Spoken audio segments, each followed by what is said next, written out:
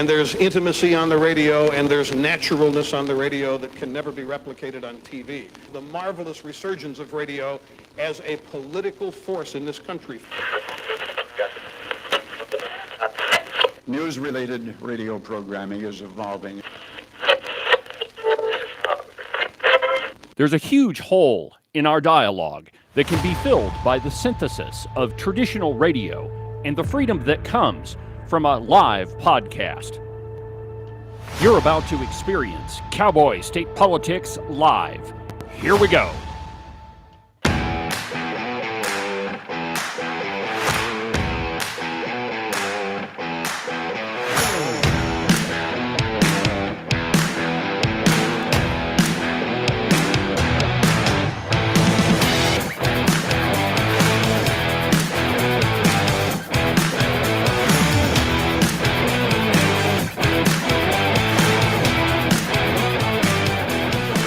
Good morning, my friends, and welcome to another incredible installment from very high above all the puerile and insipid forms of Wyoming mainstream media.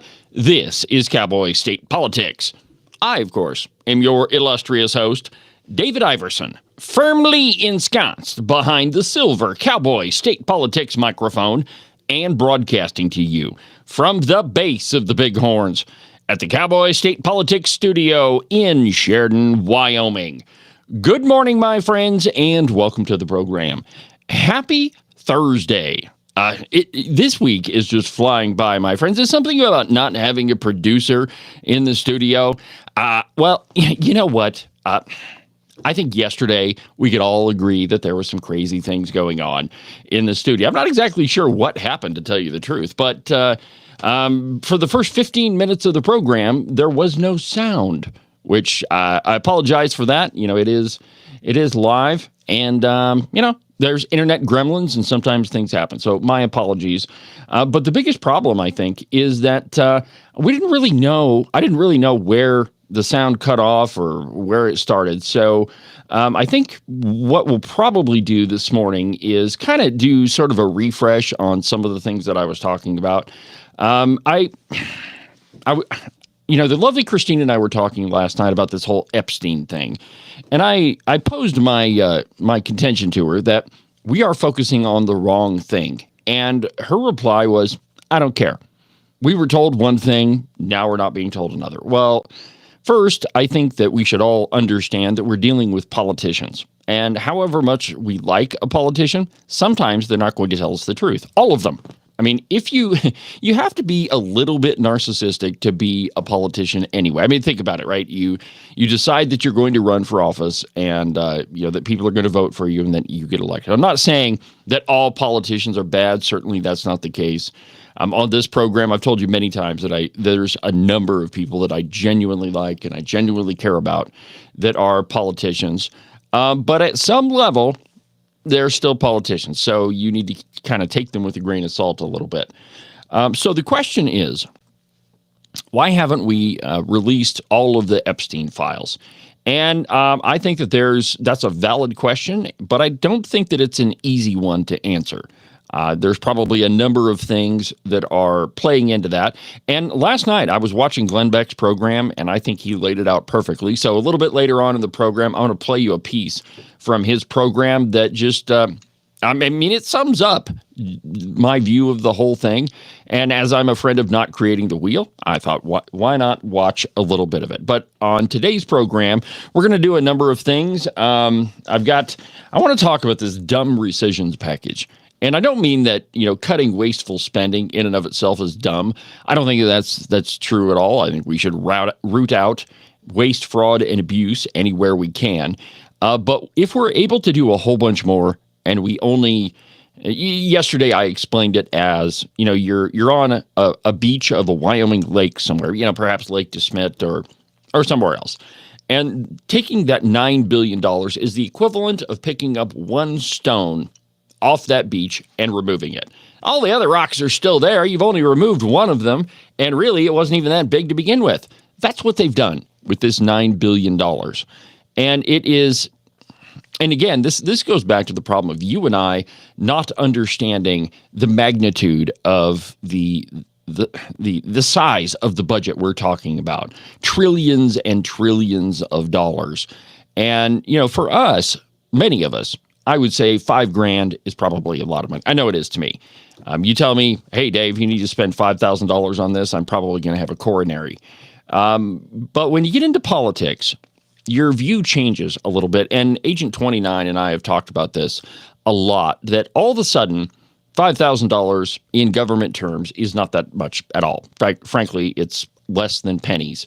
And $1 million in some cases is not that much money. And when you're on appropriations like Agent 29 is, sometimes 50 million is not that much money. So it's all a matter of perspective. And it's hard for you and I to understand, the gravity of those numbers. But when we're talking about 9 billion in comparison with the trillions of dollars we spend as a government, 9 billion is peanuts. So that's where I want to begin this morning. And I found and there's a piece in Breitbart, and I guess, they're saying, congratulations, President Trump. Trump wins again with cutting $9 billion from global aid and public broadcasting. Now, while I will admit that it is absolutely a win that we cut money from public broadcasting, $9 billion ain't that much. But here's what Breitbart says, and I quote, a $9 billion package of federal spending cuts aimed at public broadcasting and overseas aid was passed by the U.S. Senate early Thursday morning in yet another sweeping legislative victory for President Donald Trump. The Financial Times reports that broadcasting institutions NPR and PBS would lose their flow of taxpayer dollars when the package, which Republican-led Senate approved at 2 a.m. by 51 votes to 48, is signed into law. The bill also shuts off funding for foreign aid grants for USAID. Once final approval by the House of Representatives is given after a vote due this week, the legislation must pass by a Friday deadline. NPR and PBS have long been positioned as staunch left-wing opponents to the Republican agenda, and they always have been. I remember when I used to work at the uranium mine south of Buffalo. You don't get a lot of radio stations out there. It's out in the middle of nowhere.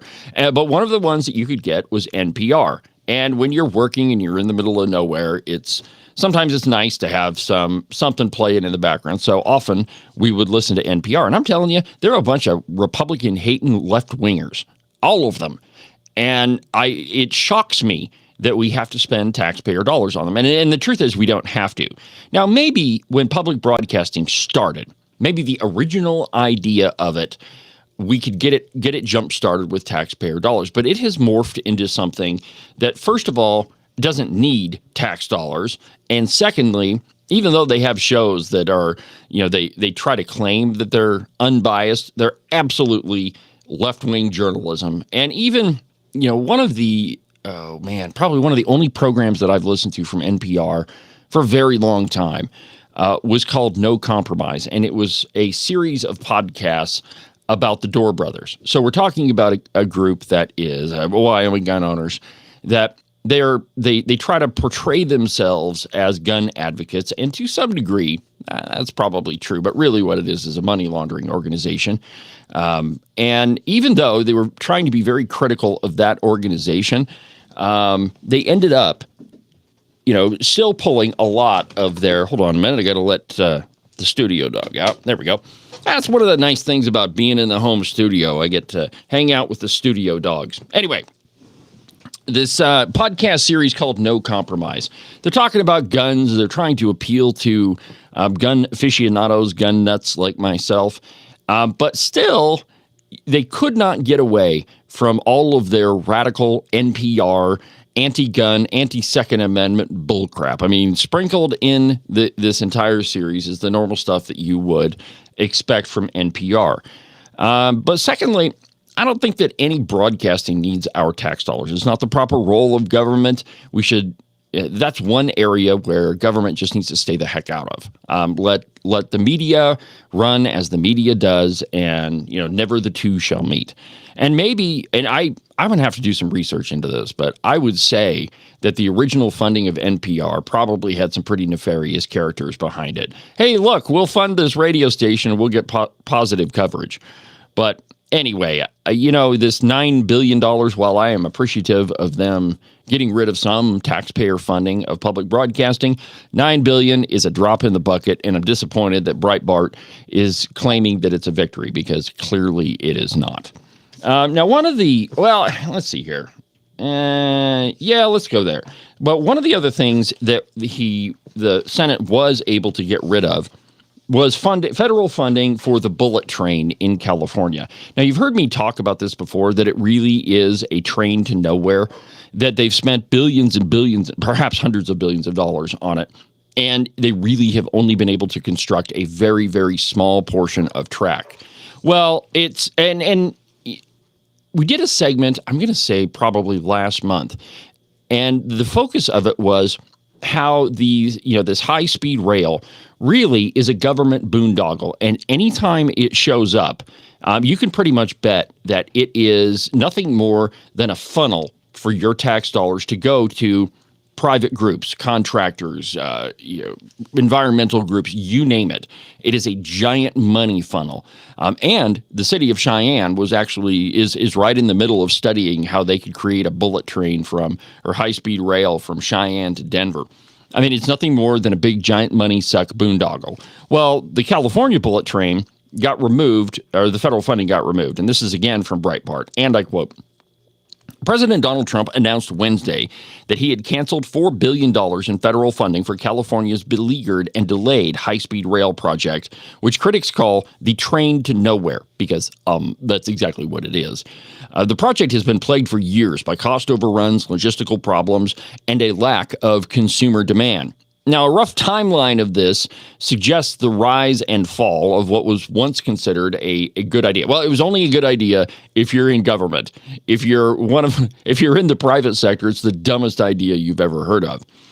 But in 2008, California voters passed Proposition 1A, which authorized $10 billion, a bond, to fund high-speed rail. In 2009, the Obama administration approved $2 billion in stimulus funds for it. In 2010, California approved guidelines for the high-speed rail, and Jerry Moonbeam Brown is elected governor. I don't know if you remember Jerry Moonbeam Brown, but maybe I just need to do a whole expose on him. But terrible California governor. In fact, they've all been terrible since Ronald Reagan. Anyway, in 2014, Breitbart News reported that the high-speed rail project would not actually be fast enough to compete with a trip in under 3 hours. Now, think about this, right? It's a rail project that is supposed to be high-speed, but the truth is it couldn't go any faster than you could drive it. Absolutely insane. In 2015, amid costs that have ballooned to $68 billion, with deadlines creeping later and later, Moonbeam Brown pushes forward with the plan, laying down a symbolic track and calling critics of the project cowards. Of course he did, because if you're a liberal and you've got one of your pipe dreams sitting there and there are people criticizing you, of course they're out of their mind. Why wouldn't people listen to you when your nickname is Moonbeam? Let's see here. 2019, Gavin Newsom cancels much of the high-speed rail project because, quote, it would cost too much and would take too long. However, he wants to build a Central Valley portion of the project. So, in other words, he doesn't want to build the whole thing. He just wants to build part of it. So, from the Central Valley to Los Angeles.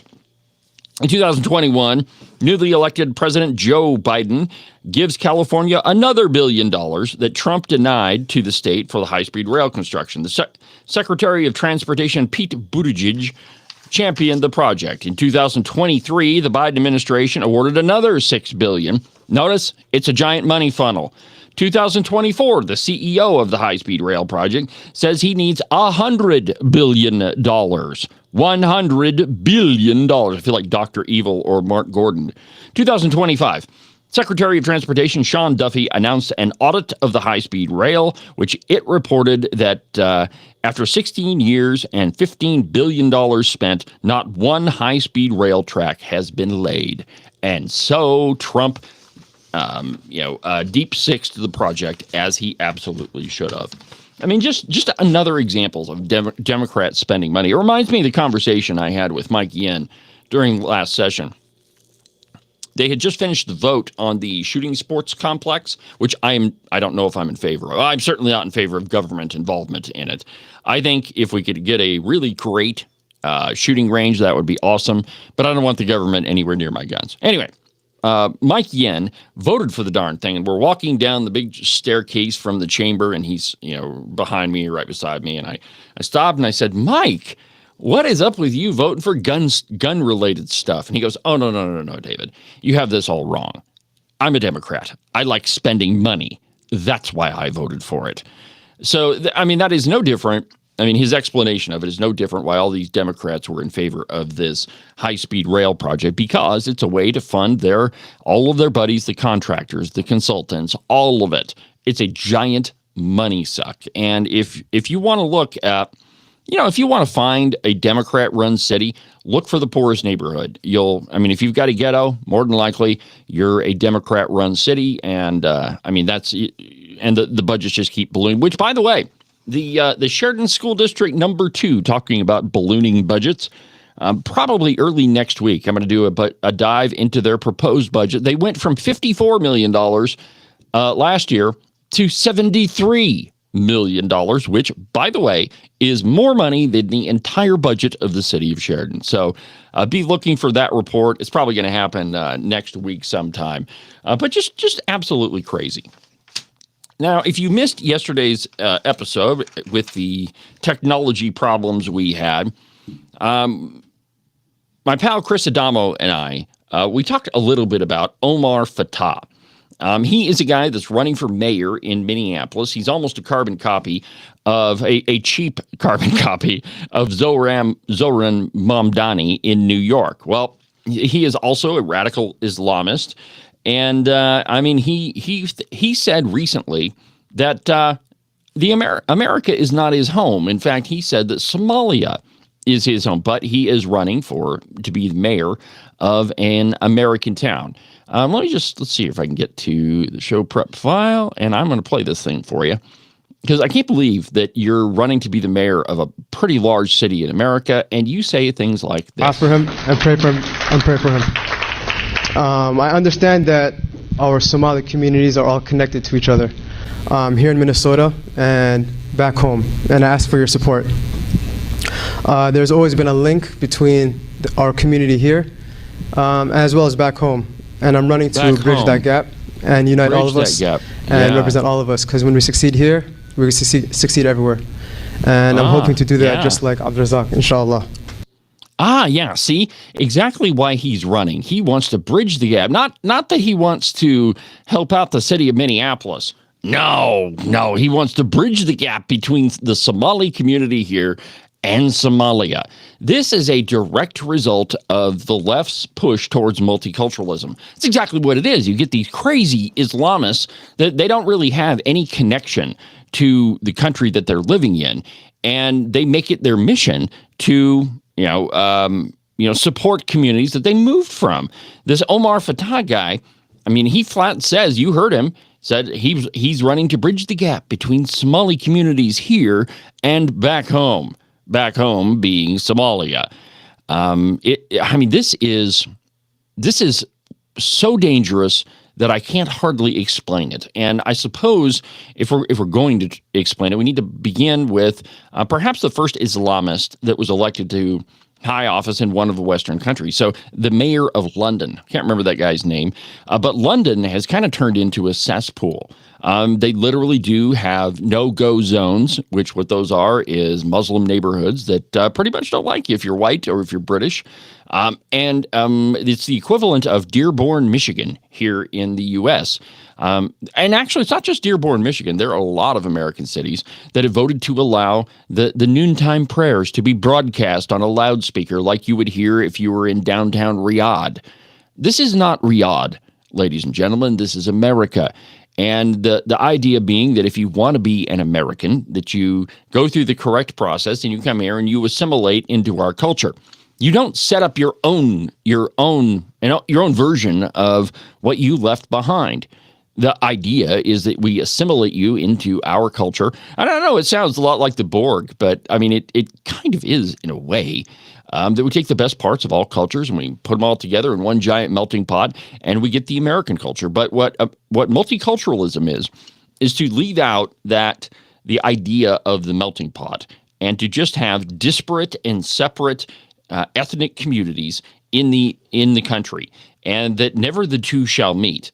There have been reports from several different cities of communities trying to set up Sharia courts. There was a story, I think it was last year, maybe it was last year, of where there were Chinese courts discovered in major metropolitan areas in America.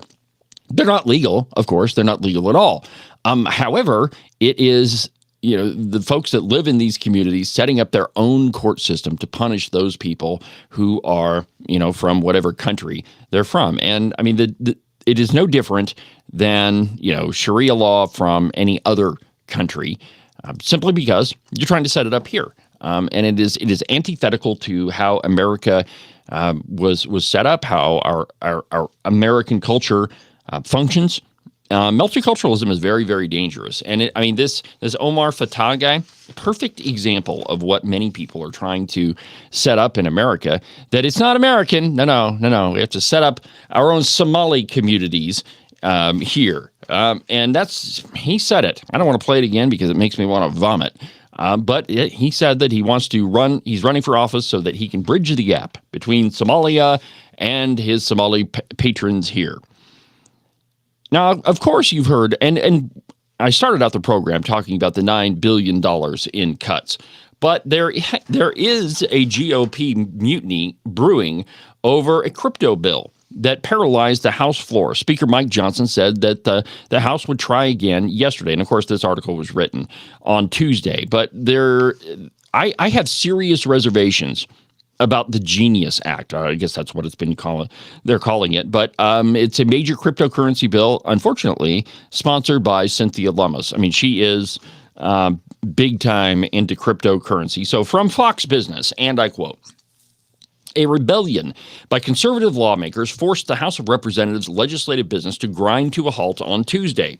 A dozen House Republicans joined Democrats to sink a procedural vote that would have allowed lawmakers to debate several measures before voting for them individually on the House floor. Now, House leaders plans to vote this week on 3 cryptocurrency bills and pass one of their nearly 12 yearly appropriations bills, specifically dealing with the Department of Defense, are up in the air as they work to resolve GOP rebels' issues." Isn't it funny the language that they use? Stronger, more staunch conservatives in the House are now being referred to as rebels. I mean, words mean things, my friends. 2 + 2 is 4, not 5 if you want it to be 5. And this is not to be discriminatory. This is to stand up for language. Words mean things. And I guess this says quite a bit about Fox News. And, I'll admit, I watch Fox News a lot. Normally, I have it playing in the studio. But in the evening, the lovely Christine and I sit down and watch Jesse Waters and Sean Hannity. So I'm not immune from watching Fox News, but just listen to the language, right? GOP rebels issues. It's, again, language is important, and language is used to try to convince you of things that may not necessarily be reported as fact, right? Just because somebody happens to be a little bit more conservative than another person doesn't mean that they're a rebel. Anyway, the article continues.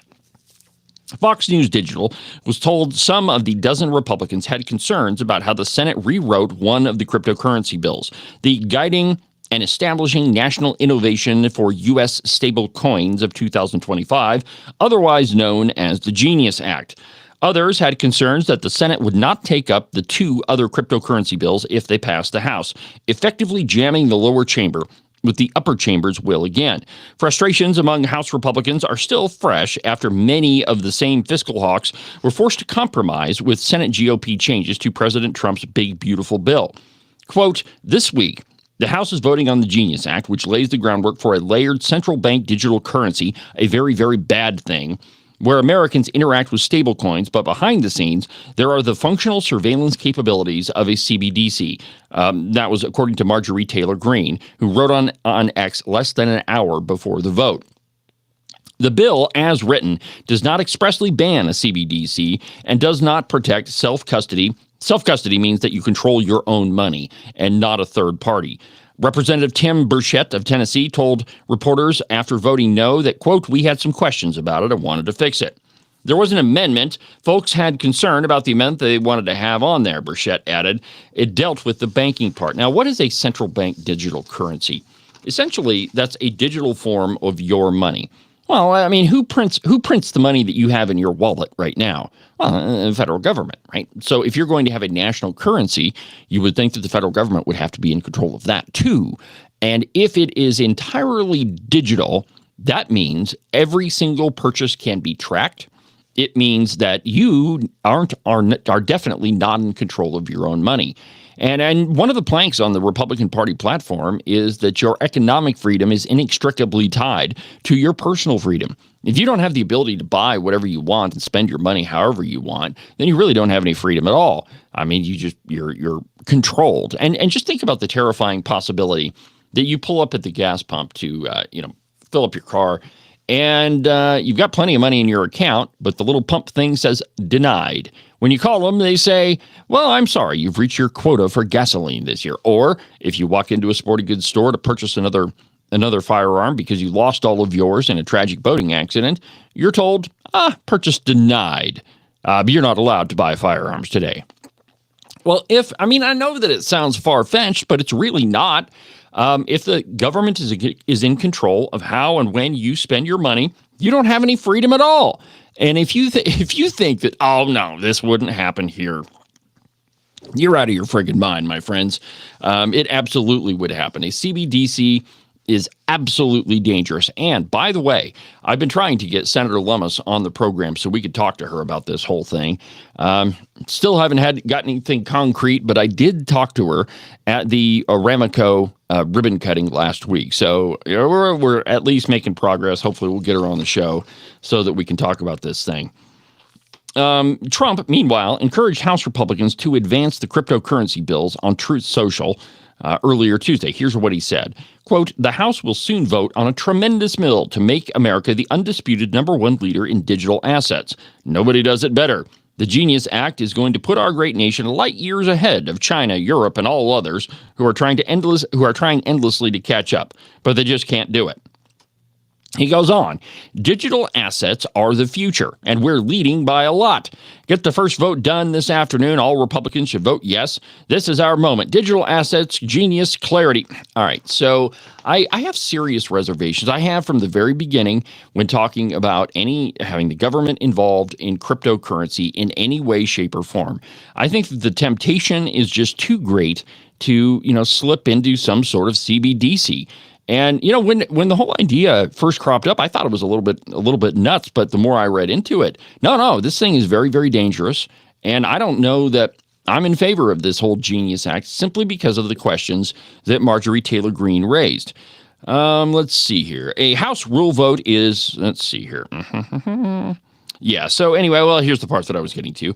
Quote, Chip Roy of Texas. And we had some other things that our version of the bill with respect to the Digital Asset Market Clarity Act, the Clarity Act of 2025, which, deals with market structure things then we think are critically important. So we feel like we need to be dealing with all of this at once and make sure we're pretty clear about the central bank digital currency. So we've got a lot more work to do.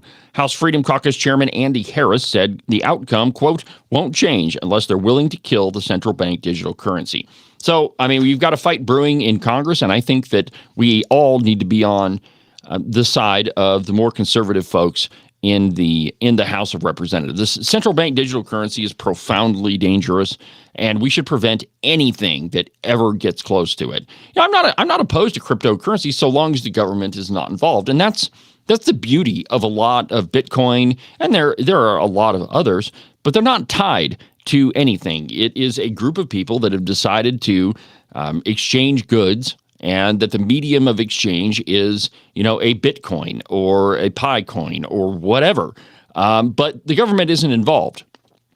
It's entirely the free market.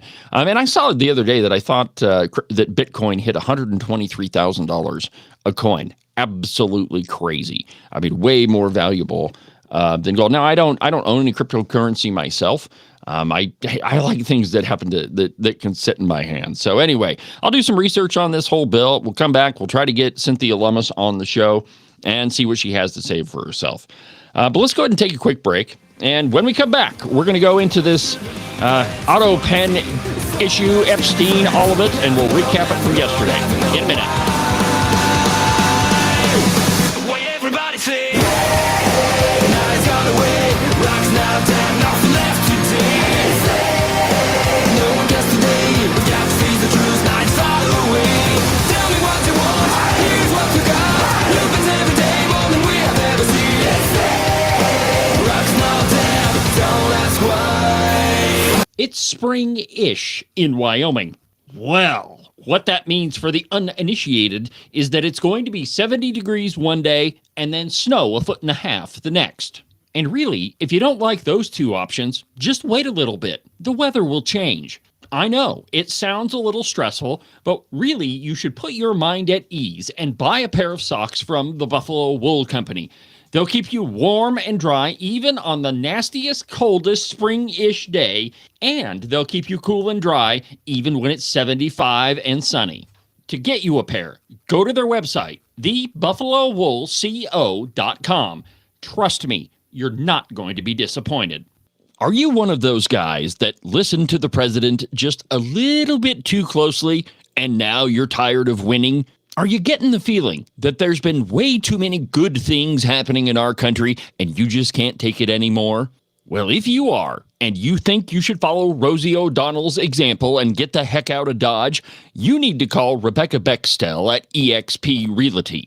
She'll make those foreign country living ideas a reality for you. All you have to do is call 307-699-3519, and she'll make sure some freedom-loving, red-blooded American will now live in the home that you no longer want.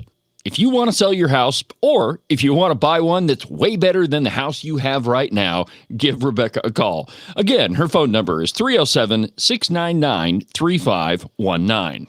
I've never felt the freedom like I do. I feel stronger every day, don't you? Well, I can show you how. A new day, a new way. Watch out, I'm only gonna get stronger. A new day, a new way. Watch out, I'm only gonna get stronger. A new day, a new way. Watch out, I'm only gonna get stronger.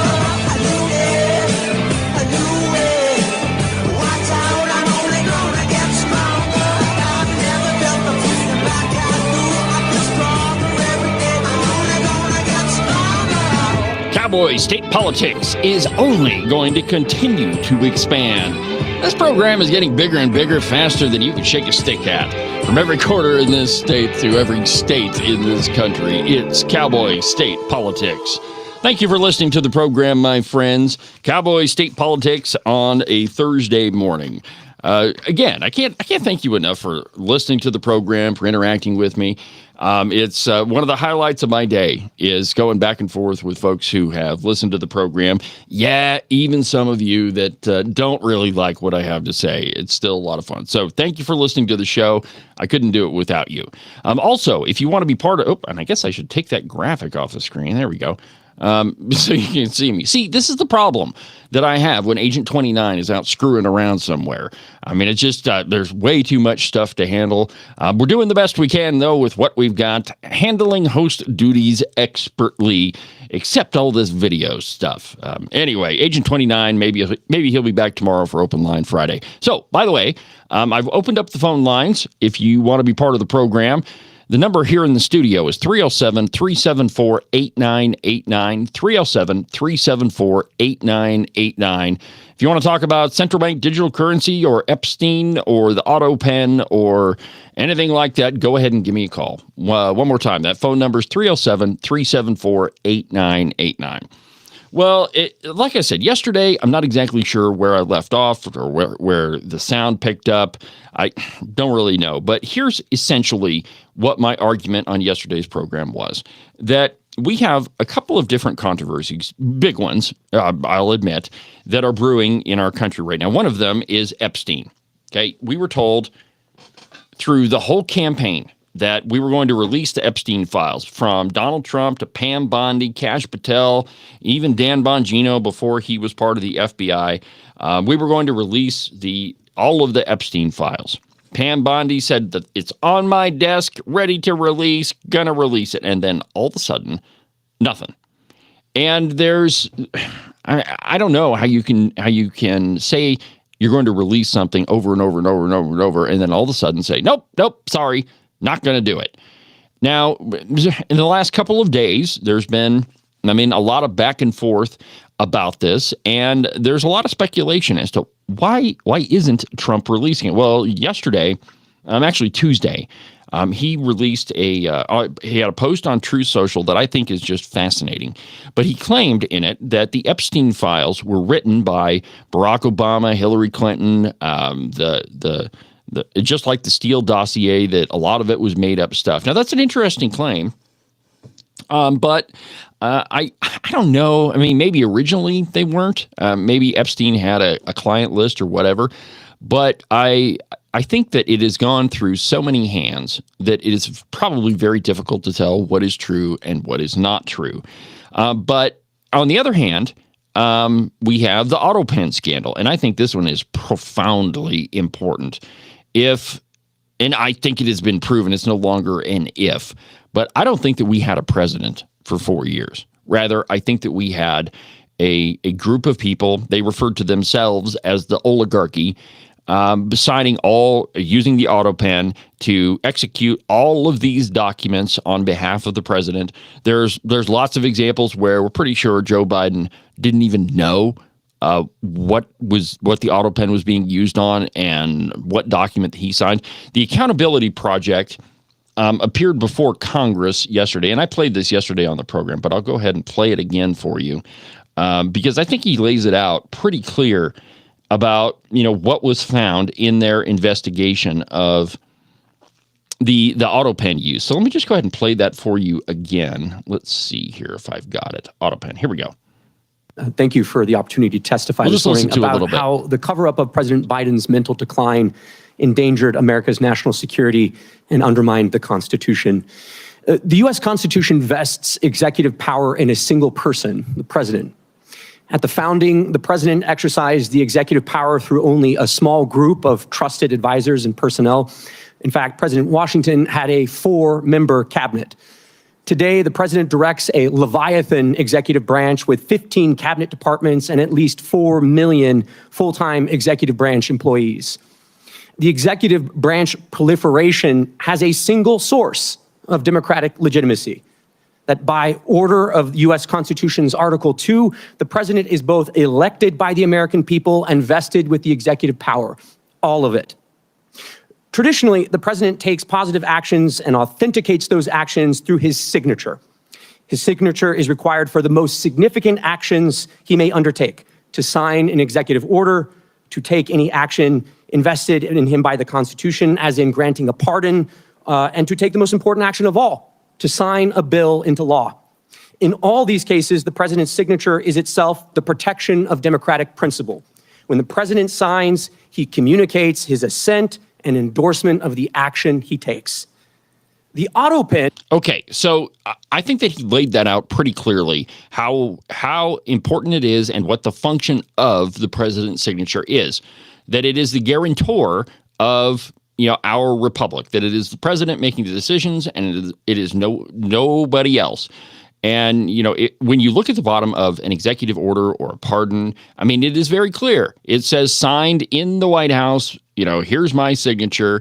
And I don't remember the exact phraseology of it, but it's pretty darn clear that this is the president signing it. Therefore, that's what makes it legal, the signature of the president.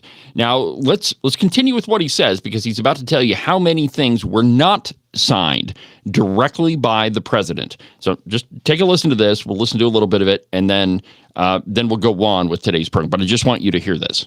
Is a device that signs the president's signature to a document. The Oversight Project, of which I am a board member, has discovered that the Biden White House deployed an AutoPen to affix President Biden's signature to pardons, prison commutations, executive orders, and presidential proclamations. The Oversight Project's research has found that the Biden White House... Okay, hold on just a second. I just put up on the screen a picture of the AutoPen, or an AutoPen, so you can see what it looks like. So it's a machine. They clamp a pen into it, and you can kind of see in the picture where they're using it to sign John Hancock's signature. So they load whatever picture of the signature into it, and it literally uses a pen to sign it. And I mentioned yesterday on the program that I have a signed picture of President Trump somewhere in the studio. I need to pull that out and frame it. But I'm pretty sure it was signed with an auto pen. And that's what it's designed to do, so that you have, maybe it's a lot of books, maybe it's a lot of pictures, but it's things that have to be repetitively signed by the president. That's what it's for. And as I mentioned yesterday on the program, the Obama one instance in the Obama administration that I really remember is the reauthorization of the Patriot Act. The president was not in the country. He was on a plane somewhere. And the Obama administration announced that they were using the auto pen to execute that bill. That is, to sign it into law. They made a big deal out of it, and it was a controversy back then. Does it make it legal if they used an auto pen to sign this bill? So there's a lot of big questions here. So is it legal if a pardon is signed with the auto pen, an executive order? And there were bills that were signed with an auto pen. So and you'll notice when President Trump does it, he makes a big spectacle of him signing things so that you know what he's signing. And, he's a showman anyway, so that's why he does it. But let's continue here, and we're going to find out exactly how many things were signed using the auto pen. First deployed the auto pen to affix President Biden's signature to a proclamation on day 5 of his administration, and that there were at least 3 different auto pen signatures in use throughout President Biden's tenure in the White House. In June 2022, the Biden White House began deploying the auto pen to sign clemency warrants and executive orders. Auto pen use skyrocketed from there. We found that of the 51 clemency warrants issued during the Biden presidency, over half, 32 in total, were signed with an auto pen. And these include some of the most controversial acts of clemency of the Biden presidency, including death row commutations and the preemptive pardons of members of the Biden family, Dr. Anthony Fauci, General Mark Milley, and more that were issued in the final days of the Biden presidency.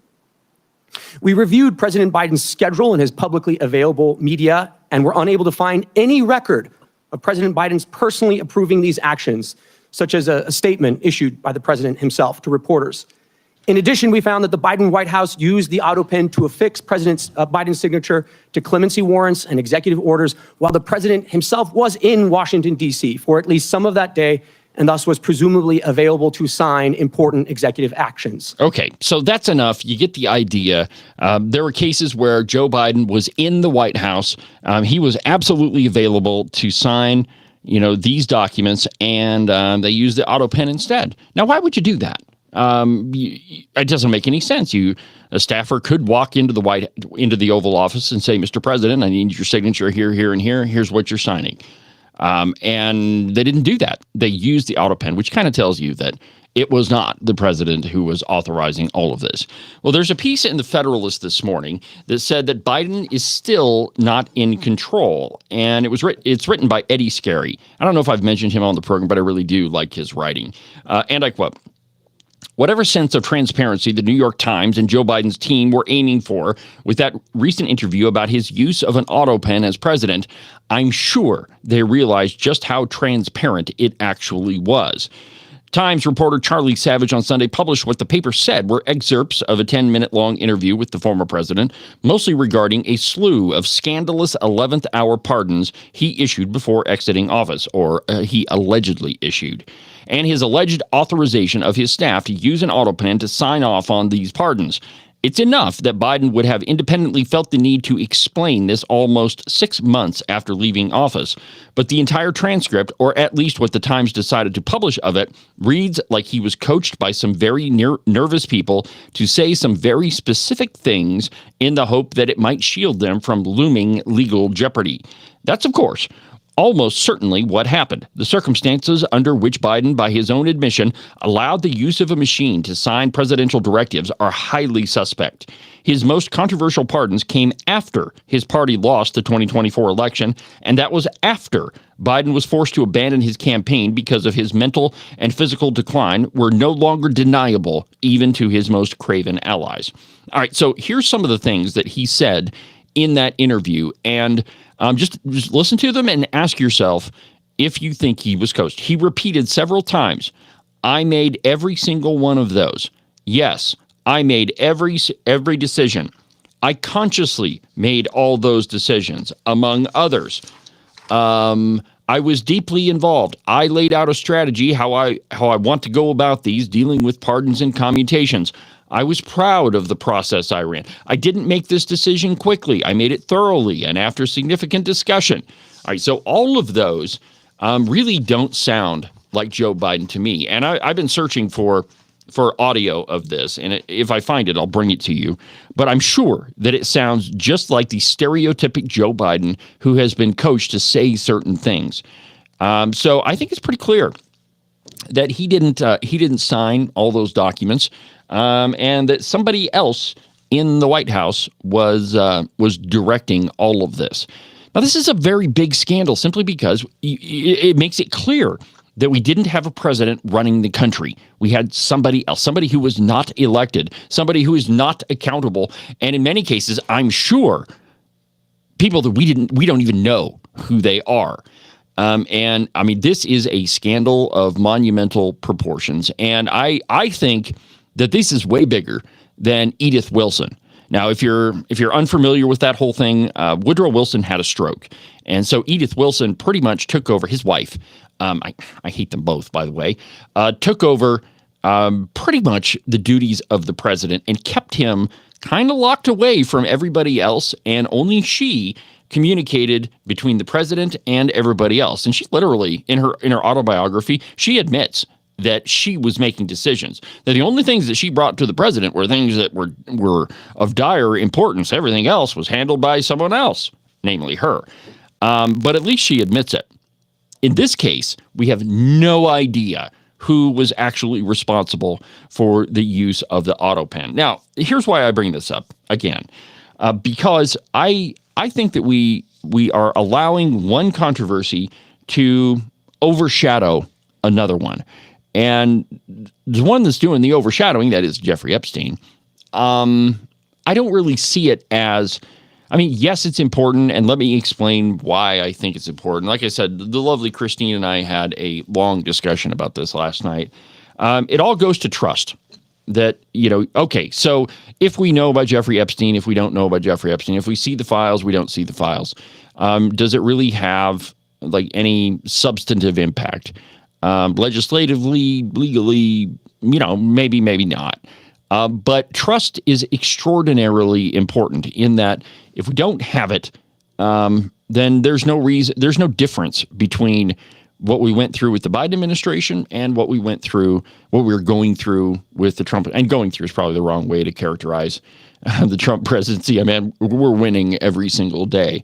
But trust is extraordinarily important, and you've got to have it. And this is, it's kind of a minor thing, but we were told one thing and we're being shown another. Well, after we had this discussion, we watched Glenn Beck's show from last night, and I think that he lays out the possibilities pretty carefully. And I think that there's a number of possibilities when it comes to this.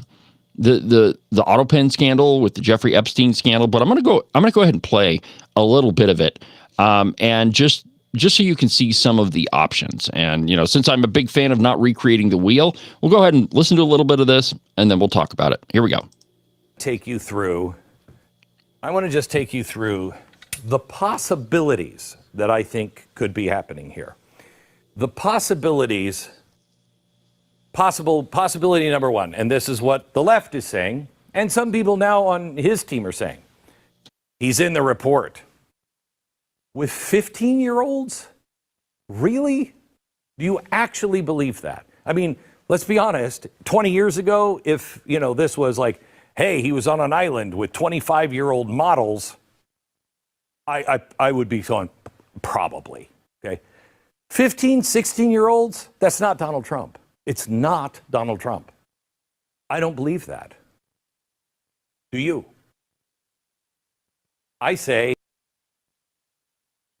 Okay, I don't believe that either. I don't think that he's in the report, and I think if he were in the report, I think it's absolutely a fact that the left would have used it against him. So I don't really think that that's an option. I mean, I know that, you know, if I was on X a lot last night, just looking at what different folks are saying about this.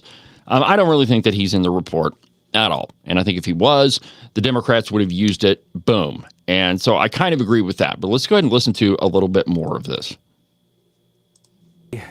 That's no way that's true.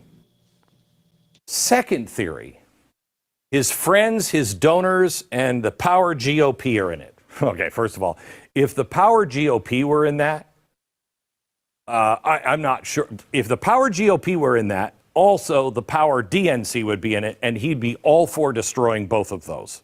Okay? It makes no sense. Unless you want to say, well, he wants to use this, and I'll get to that here in a second. But let's just say he's only doing it because his friends, his donors, or the power GOP are in it. I don't believe that. I don't believe that. Listen to theory 3. I don't think that's true. There's no way. Let me ask you, except for the Supreme Court Justice Kavanaugh, when was the last time, and Kavanaugh is different because he didn't do anything.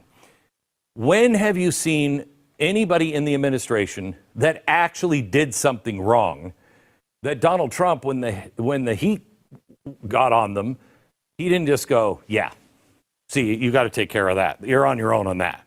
Okay. He's not going to take the heat for his friends if they did something wrong. Think about that, just that. His friends or donors or the power GOP are in it. Do you think he'd flush down half of the MAGA movement for friends or power brokers? Never. Never. The man knows where his power comes from, and it's from his base. No way. Don't believe it.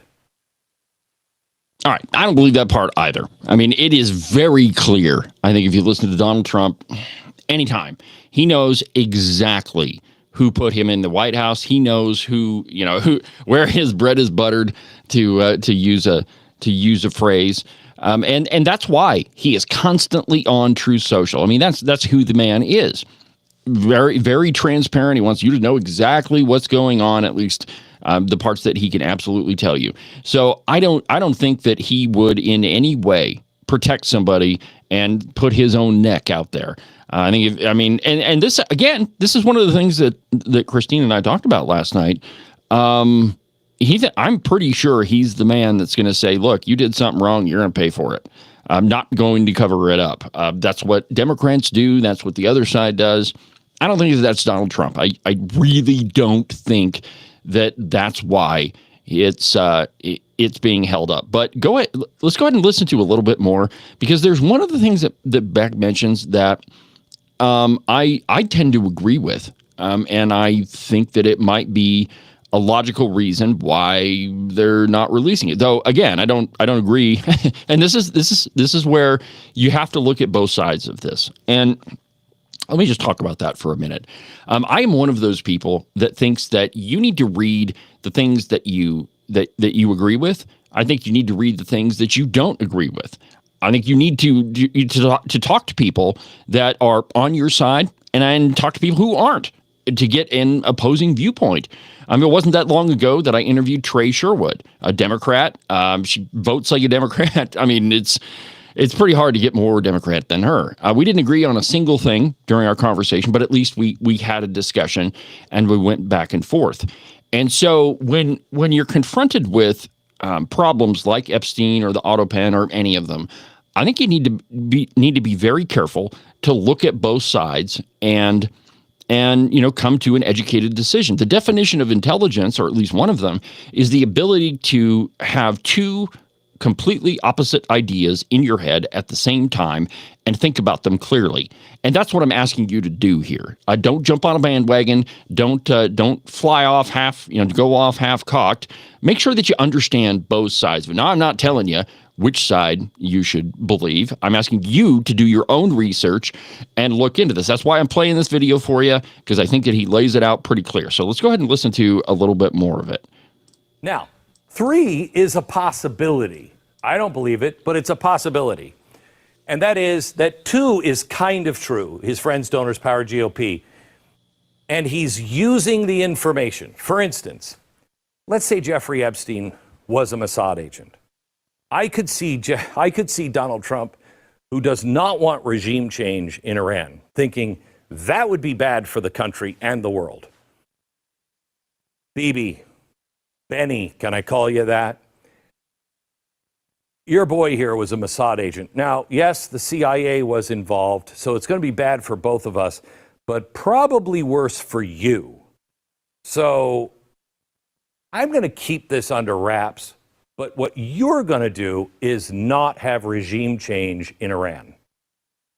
If the president saw something that he felt was accomplished that would be very, very good by saying, I'm going to sit on that, I think he might do it. I think he might do it. But I don't think that's what happened. I don't. Because of today's letter. Okay? I'm going to get to now. The fourth theory is... Now listen to this. What the president is trying to say, there's nothing here. Now, this one I can believe if it's presented this way. It's had 1,000 fingerprints on it. The chain of custody is ridiculous. We don't know what's real and what's not. It has been sitting around desks and in the hands of lefties, righties, power brokers, people who are guilty, people who are innocent. We don't know the chain of custody of this thing. We can't prove anything. Thus, there's nothing in there. There's nothing we can prove. Move on. That I could believe.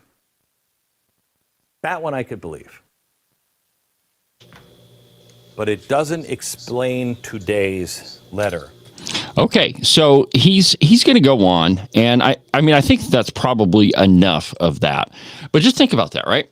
So the Epstein files, they've been sitting around during the Biden administration, and I mean, this whole thing, and I think it dates back to 2019. Think about how many years this thing's been sitting around. How many people have had their hands on it, and what are the possibilities that stuff was removed, stuff was added? You don't know. You can't prove it. And, I've got a lot of friends who are journalists, actual journalists across the state. And the conversations that we have is, okay, that's great. But you've heard me say this on the program, that if you don't have a picture, if it's not recorded, if it's not on paper, it may as well have not happened because you can't prove it. And that is the problem, in my estimation, one of them, with the Epstein files, that you have no idea what's true and what's not. And I mean, who knows, right? Now, in the video, and I encourage you to go back and listen to the rest of the episode, but his next option number 5, is that all of a sudden, Trump is in the Epstein files, that something was added. And let's be honest, we're dealing with some pretty nefarious characters here. Jim, Clapper, John Brennan, Jim Comey. I mean, these people, they are really, really bad actors. They try to destroy President Trump in a couple of different ways. So I don't think that it's entirely out of the box that they could have added something. And think about this. How many Democrats, and I've got some things here in somewhere. Here we go. Here's the piece I was looking for. This is from Politico this morning. House Judiciary Democrats call for DOJ leaders to testify on the Epstein fallout. Quote, Democrats on the House Judiciary Committee are calling on Republicans to compel Justice Department leaders to testify about their handling of matters related to the disgraced financier and convicted sex offender Jeffrey Epstein. Their demand, which House Judiciary Chairman Jim Jordan is unlikely to entertain, follows the DOJ's announcement that there was no credible evidence of a client list or that Epstein blackmailed powerful people to whom he trafficked women. The issue has united an unlikely coalition of broad swaths of President Trump's base and the Democrats who are pushing for greater transparency from the administration. Now, hold on just a second. A lot of the people that we know were on Jeffrey, at the very least, on Jeffrey Epstein's plane multiple times, were Democrats. Bill Clinton, for example. So why is it all of a sudden that the Democrats are clamoring to, release the Epstein list? Why would they do that when they know that they're going to implicate a lot of their people? Well, the fifth point that Beck brings up in that video is that all of a sudden Trump is in the Epstein list, that he does show up in there in some way, shape, or form. And if you read the post on Truth Social, it clearly says, well, it was created by Jim Comey and Brennan and Clapper and Obama, the Steele dossier. That's one of the things that I don't think that I've heard. I know that I haven't heard that before. So why would the president say that? Unless, of course, he just magically showed up in it, in which case, I think transparency, sunlight is always the best disinfectant. And what I really wish that they would do is just come out in the open with this whole thing and say, here it is, rip the Band-Aid off and just, fight it out that way. But, I don't know what's going to happen. I think that it is an important issue. However, as I said before, I don't think that you should let it overpower the controversy with the auto pen. It's not a controversy, it's a scandal of monumental proportions. That we didn't have a president during the Biden administration, I think that's incredibly important. So what I'm asking you to do is a couple of things. One, do your own research. Find out what is true for yourself. Listen to both sides and come to an informed opinion. And secondly, don't let something that, I don't know that it has any substantive impact, except, of course, to the truth, which is extraordinarily important. But don't let one overshadow the other. So we're going to go ahead and take a break. And when we come back, we'll continue with the program. But first, an absolutely outrageous profit timeout. Back in a minute.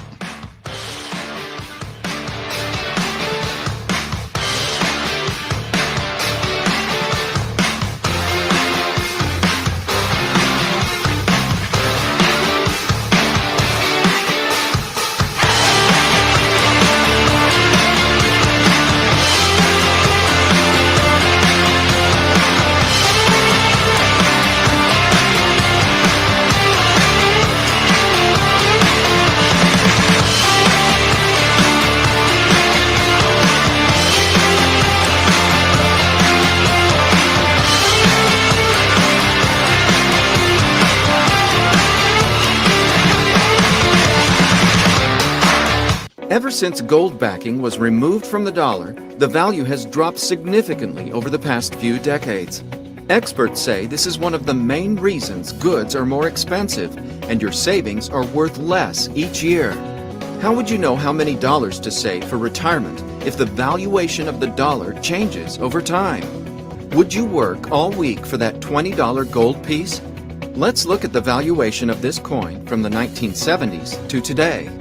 When President Nixon took us off the gold standard in 1971, this coin traded for about $275. Today, it trades for about $14,000. Buying and holding rare coins using only a fraction of your portfolio is our suggested way to save for the future. Call U.S. Coin Capital at 1-800-878-2646 to get your free United States Gold and Silver Buyer's Guide. Make sure that you subscribe and follow the Cowboy State Politics podcast. You can do that from the website, cowboystatepolitics.com, or anywhere that you get your podcasts. That way, you'll make sure that you won't miss a single episode of Cowboy State Politics. Welcome to Lessons in Civility by Morton Buildings. Gentlemen, is your garage completely jam-packed full of all of your unnecessary crap, and your lovely wife has been on your tail, nagging you non-stop to clean it out? It's not because she just wants to incessantly irritate you. Chivalry dictates that you should clear out a space so she can park her car inside and you don't end up sleeping on the couch anymore.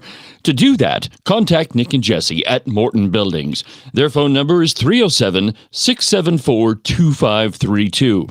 Not only are they the experts in metal building construction, they're also skilled at keeping you out of the doghouse. One more time. Their phone number is 307-674-2532, or you can check them out at their website, mortonbuildings.com.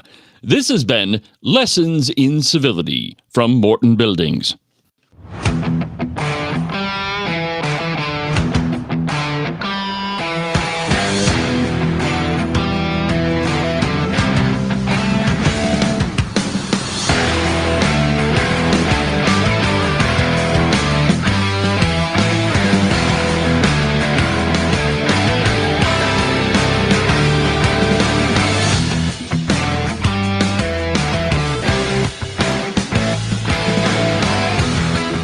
Welcome back to the program. David Iverson, doing what I was born to do with talent given to me by God himself. Welcome back to the program, my friends. It's Cowboy State Politics Live on YouTube, Facebook, X, and on Rumble. You know, I knew that if I talked about Jeffrey Epstein long enough, I'd get somebody to call in. Let's go ahead and talk to Jerry from Rock Springs. Jerry, what do you make of this whole Epstein business? You know, I don't know if I'm angry or I just don't know.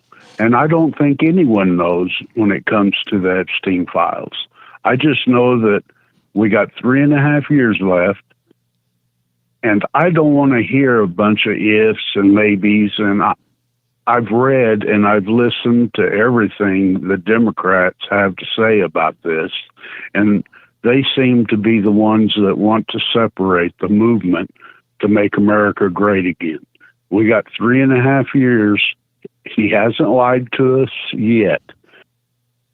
No, that I know of. Yeah, I agree with you. Fire. And I don't, like I say, I don't want a bunch of ifs and maybes, and I don't think he wants it either. And that's. This is the only thing this is benefiting is the Democrats. It's separating a movement that I have never seen before. And so many things are happening. There are more children being released. I'm only 70, but I have never seen children released and being sent back to their parents and saved like I do today. Sometimes 1,000 a day. Yeah. Not always, but never have I seen that kind of movement. And I feel for these people, and I wanted the truth to come out about the Epstein files. But until we can get the truth, I don't want to listen to it for another 20 years. Some politician that's got facts against what this great president we got right now released. Yeah, and the reason I decided to do this segment again today is I'm not going to talk about it again until there's something substantive. I'm with you.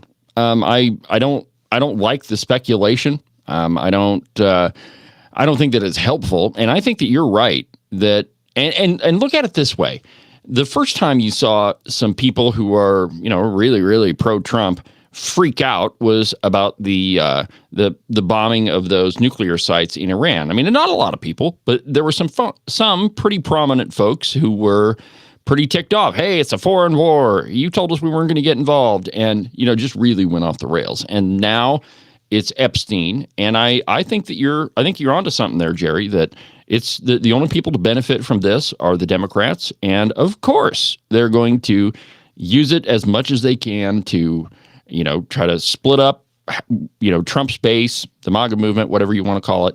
And I mean, I agree with you. Yeah, I am. I'm not, and I am angry about it because I see people that were sound patriots that are questioning a president that, he put his life on the line. He is every day. Yep. I mean, yeah, it's just disturbing that people won't. We got 3.5 years. Let this be sorted out, and hopefully only the facts are released. But I don't know how we're ever going to get facts when everything written that we have on paper, 90% of the people have been fired should be in jail.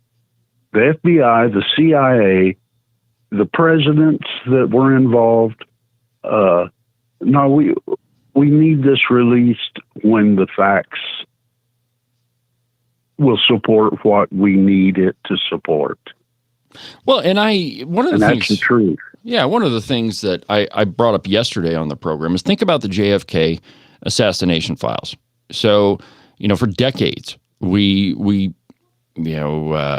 theorized what was in them, who shot JFK. I mean, there's been multiple movies made out of it.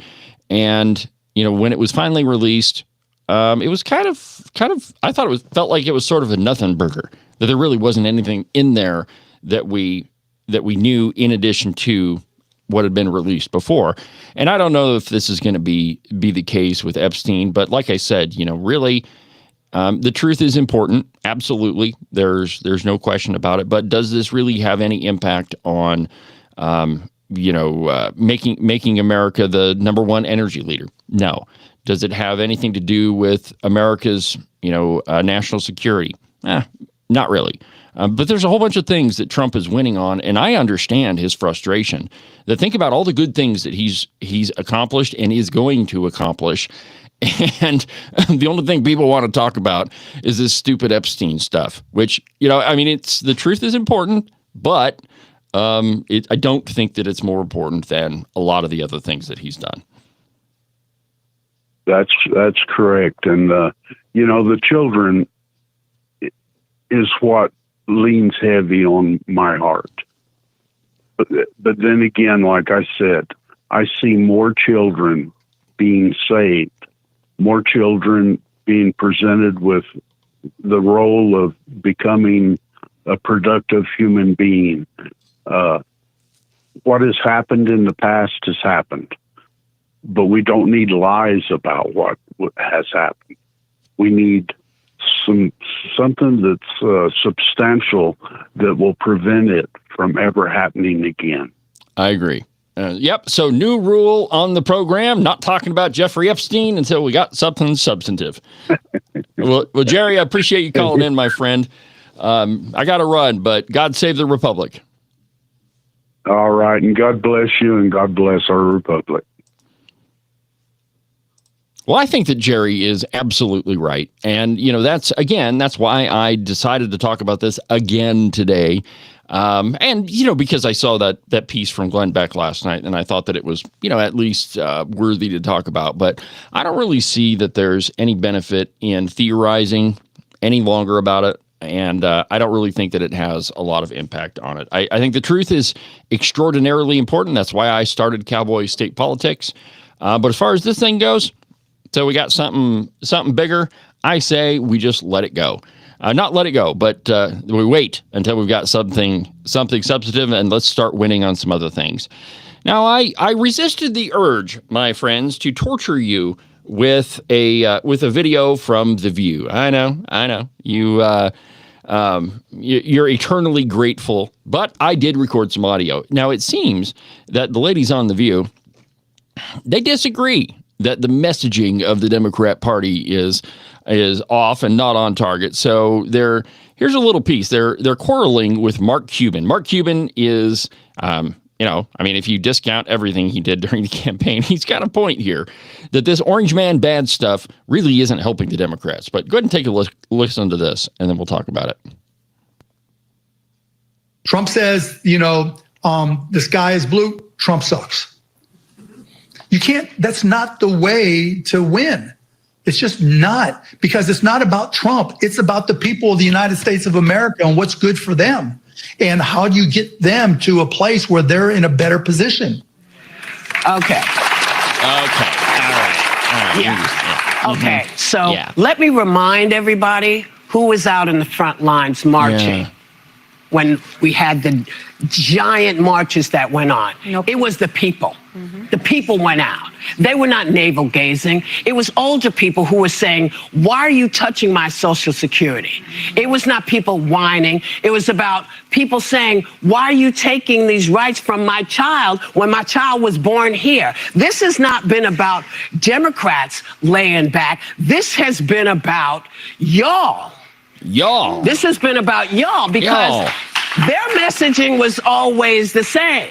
Democrats have been angry at what this man tried to do the last time. They've been angry this time. So with much due respect to you both, I believe you are pointing the finger at the wrong person when you say Democrats. Are you delineating between voters and elected officials? Yes, I am. You're saying that, because I agree, voters are very impassioned. Voters, and when you say Democrats, he's talking to us saying our messaging is bad. And I'm saying, no, our messaging has not been bad. Okay, all right. That was a long way around trying to get to the point there.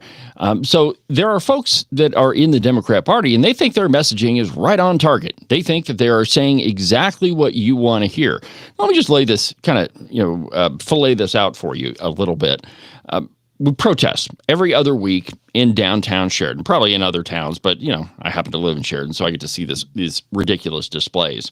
And they're the same people holding different signs. And when you go talk to them, none of them really have any idea why they're protesting. The last one that I went down and talked to some folks at was I think it was the No Kings or whatever. And I just started asking questions. Why do you think that we have a king? Well, he's trying to act. No, he's not. He's not acting like a king. Give me examples, specific things that he's done that leads you to believe that he is establishing a monarchy. And they can't tell you. Most of the folks that I spoke to are pretty uninformed. And so the question is that messaging working when compared to all of the good things, all of the things that Trump is accomplishing? And it doesn't really matter which one you want to talk about, with the tariffs, with the trade deals, with all of the energy boom that is happening, which, by the way, I've got a piece in the stack of stuff here talking about that. But, I mean, does all of that matter in comparison to everything that he's getting accomplished? We drove by a gas station yesterday, and the gas price was $2.59, I think, on it.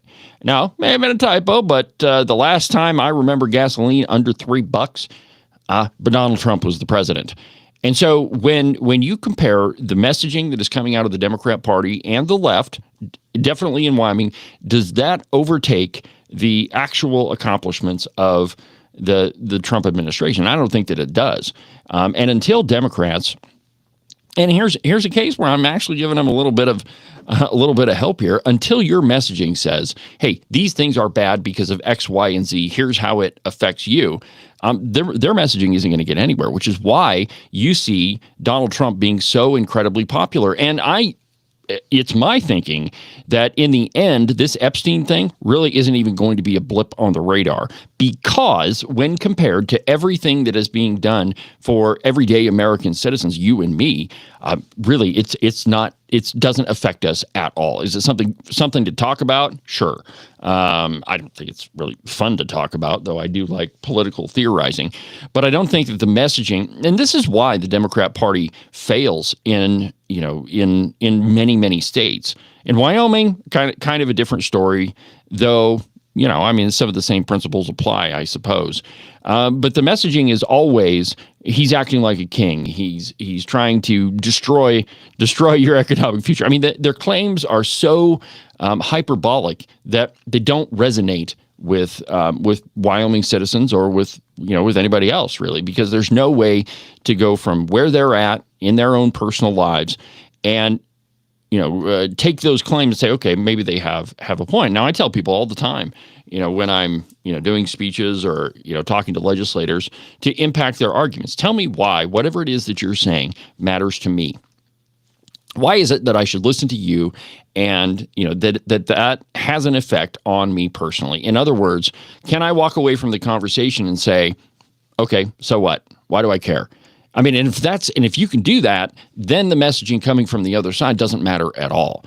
There's got to be some substance behind it, and unfortunately, there is no substance coming from that side of the aisle. And until there is, Republicans, they're not going to have any success whatsoever. Which I think is the reason why you see a lot of Democrats, even in Wyoming, kind of moderating their stances a lot. In other words, in political parlance, moving to the middle. Well, that's one of the reasons why Bill Clinton did that after his first election, is that he was losing his base, that he was so far radically to the left that he had to kind of move to the middle so that he could get those votes. And that's why you saw him balance the budget. That's why he said, and a total lie, when he said the era of big government is over. But that's what he was doing there, moving towards the middle, and really it's trying to resonate with the people that he's talking to. So until Democrats do that, they're not going to have any success whatsoever. And, any attempt to blow up this Epstein deal, I really don't think that it's going to have any effect, especially when confronted with really big national issues like illegal immigration. And, we've seen a lot of different arguments coming from the left in the last the last 6 months when Donald Trump has been president. One of those, and I think this is a load of crap too, but this is from The Blaze. Newsom admits California depends on illegal labor, implies that white Americans don't want construction or farming jobs. Now, remember, I keep referring to this piece out of Nebraska, where there was an ICE raid on a meatpacking plant. And I don't know, they arrested something like 70 some odd people in the meatpacking plant. And the argument was, how are we going to find people to fill these jobs? Oh, how dare ICE remove these poor workers? Nobody's going to want to work there. Well, what they found is the very next day, that meatpacking plant was deluged with job applications from people that live there. It is absolutely the case that Americans will do the work if we allow them. And this whole idea that only illegal immigrants will do all these farming jobs, that's a load of crap. From The Blaze. And I quote, California Governor Gavin Newsom continued to defend illegal immigration and called for a pathway to citizenship amid the Trump administration's mass deportation efforts. On the Sean Ryan Show, which was released in an interview on Monday, a 4-hour interview, by the way. I mean, I love podcasting, my friends. That's what I do for a living. But 4 hours, that's kind of a stretch for me. 3 hours on the Joe Rogan program is a stretch for me. I mean, if you can't say everything that you need to say in under 45 minutes, you've got a serious problem. You don't really know what you're talking about. But anyway, he was on the Sean Ryan Show, and he talked with Sean Ryan for 4 hours. And he claimed that illegal immigration was not negatively impacting Americans' ability to find work. Quote, as one of California's most vital industries, Governor Newsom should be incentivizing this sort of modernization rather than justifying outdated and exploitative legal practices. Now, Newsom stated that roughly half of the agricultural workers and 41% of construction workers in California are illegal immigrants, noting that the state collects $8.5 billion in tax dollars from illegal immigrants each year. Now, that's from the labor of illegal immigrants. But the truth is, if you eliminate the illegal immigration labor, there are Americans that will do that work. The story I told you about in Nebraska, that absolutely proves it. And, and just to say that, wow, I mean, just to make the claim that Americans won't do that, I think is highly suspect from the very beginning. Americans are the most industrious, the most hardworking folks on the planet. That's why most of the technological advances, and not just technological, but advances, period, come from the United States. And it's because that our culture, who we are, is hardworking people. Now, on the podcast, Newsom stated, again, that a large percentage of the employees in the construction industry and agriculture are illegal immigrants. Quote, not insignificant, Newsom stated. It's half of our agricultural work. You care about farmers and ranchers. If that's your number one go-to commitment, then you sure as hell should care about their workers. 41% of our construction workers. Texas and California have the highest percentage of the construction workers that would fall into that category. He questioned how the state would ever rebuild after the devastating wildfire earlier this year. President Trump's deportation agenda is allowed to persist. Quote, without that workforce, ain't gonna happen, he continued. I think there needs to be a pathway for these folks as we secure the border, and we own that issue. Again, if you eliminate the illegal immigration workforce, those jobs will be filled by Americans. And it is...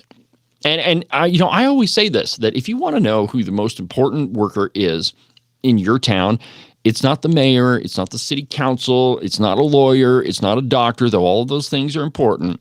It's the guy that's standing in the ditch on New Year's Eve with water up to his kneecaps, making sure that you get your water turned on.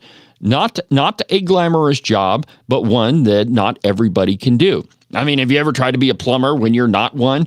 There's a reason those guys make a heck of a lot of money. Electricians, another good example. I don't want to do any electrical work. That's why we have those folks in, welders. Another great example. I've never tried to weld anything in my life, and I'm pretty sure if I did attempt to I wouldn't have any success at it at all. But the claim, like Newsom just making the claim that Americans won't do those jobs, I mean, that is, how insulting could that possibly be to the people that have to suffer through, being on unemployment? And, I understand there's a lot of people that, they're on unemployment, but I don't think that they want to be. I think that Americans would rather be working. And to assert that the only way that you can get construction accomplished is with illegal aliens is just preposterous. Quote, while advocating for illegal aliens already in the U.S., he simultaneously claimed that he, quote, believes in border security, adding that his administration has handed 11,000 criminals to ICE. When asked whether illegal immigrants are taking jobs away from Americans, Newsom responded, quote, not in Tulare County, not in Ventura County. I don't know many people that want a job out there in those packing facilities. I don't see many people that look like me jumping at those jobs because you won't do the work, Gavin Newsom. No, I just don't. Maybe there's some exceptions. I haven't seen any evidence of that. Quote, the reason it exists, and let's see here, Newsom also stated that he would be happy to advocate for eliminating the sanctuary policy. The reason it exists is because of the total abject failure of the federal government to do its effing job. It exists because they persist in politicizing this. Ira Melman of the Federation for American Immigration Reform told The Blaze that California's illegal immigration crisis costs taxpayers $30 billion a year to provide related services such as public education and health care. And the reason for that is if you're an illegal immigrant, you can't legally pay taxes and therefore you can't contribute to those services. They're consumptory rather than contributory.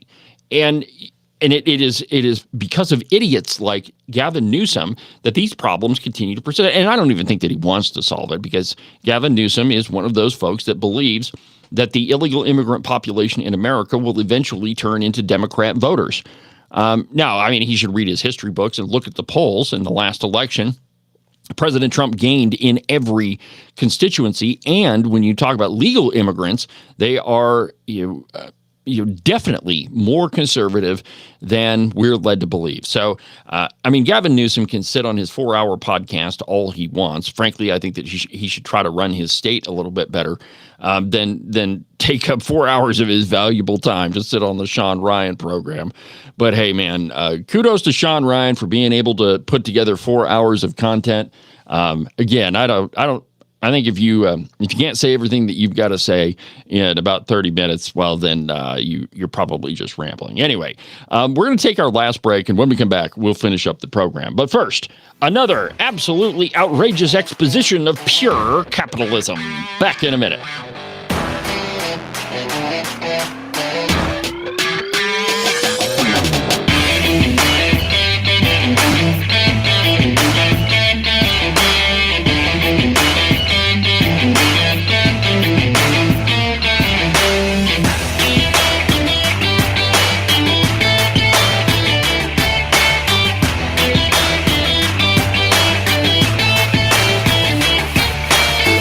Are you tired of all the meaningless political drivel floating around right now? Endless commentary that really doesn't have anything backing it up?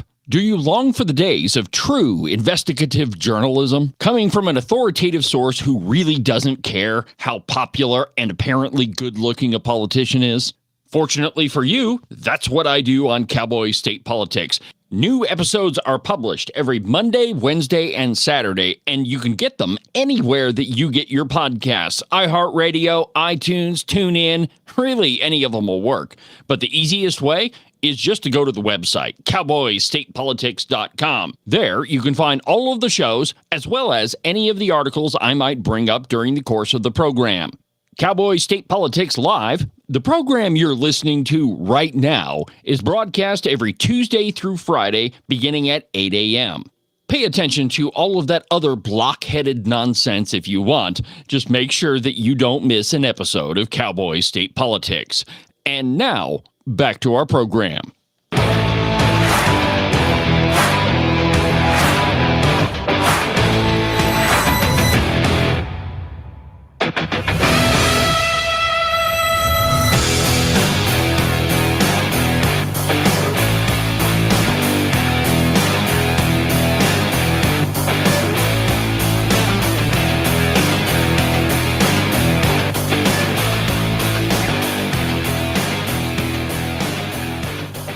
Welcome back to the program, my friends. David Iverson cruising through another busy broadcast day on Cowboy State Politics, Wyoming's most listened to conservative program. Now, if you're interested in going to a town hall for Secretary of State Chuck Gray, there is one on Monday, July 21st. It's a must attend down in Casper. And one of the reasons why you might want to go there is they're auctioning off a beautiful rifle. It's a lever action model 89 500 Magnum Smith & Wesson, a beautiful carbine. You can probably see pictures of it if you go to Liberty's Place for You, their website. They're going to auction it off, live auction. Here's the quick agenda of what's going to happen. 6 p.m., everything's going to get started. At 6:15, Secretary of State Chuck Gray is going to give his little presentation, and then after about 30 minutes, they'll do a quick Q&A, and then at 7 o'clock, a live auction for that Smith & Wesson 500 Magnum. I've seen pictures of it. It's a beautiful gun, and so if you want to be part of it, go to Liberty's Place for You, or probably a better idea is go attend that town hall. It's on July 21st in Casper. Get more details at Liberty's Place for You. And I think it's .org. Anyway, their website, just search for it. You'll find it. So in 18 states are still allowing dudes to dominate girls' sports. I mean, what a loser. How big of a loser do you have to be to compete against girls? I mean, no offense to girls. I mean, I know some extraordinarily talented women that are amazing at what they do. But how big of a loser do you have to be to want to beat up on girls? Well, there's 18 states that still allow that. Wyoming is not one of them, by the way. From the Federalist, quote, while young female athletes and students are forced to share single-sex spaces with biological males, leaders in states like California and Maine continue to play politics at the expense of women's rights. 18 states are still dodging Trump's executive order that protects women by keeping biological boys out of girls' sports.